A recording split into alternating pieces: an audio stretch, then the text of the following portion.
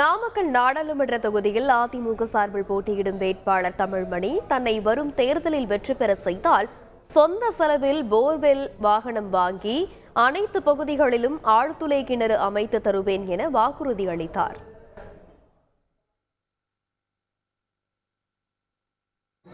வறட்சி நாங்கள் போகிற பக்கமெல்லாம் நான் வறட்சி பார்க்குறேன்.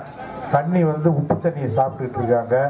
நான் பாராளுமன்ற வேட்பாளராக வெற்றி பெற்றால் என்னுடைய சொந்த செலவில் போர் போட்டு கொடுக்குறேன். நாமக்கல் மாவட்டம் பூராமே எங்கெங்கெல்லாம் அந்த தண்ணி பிரச்சனை இருக்குதோ அதுக்காக நான் இதுக்காகவே ஒரு ரிக்கு வண்டி வாங்கி இதுக்காகவே நான் ஃப்ரீயாக போட்டு தர போகிறேம்மா. அது நீங்கள் ஞாபகத்தில் வச்சுக்கோங்க. இது ரெண்டு நான் உங்களுக்கு சொல்லியிருக்கிற என்னுடைய முக்கிய கனவு திட்டம். செய்திகளை உடனுக்குடன் தெரிந்து கொள்ள உடனே சப்ஸ்கிரைப் பண்ணுங்க.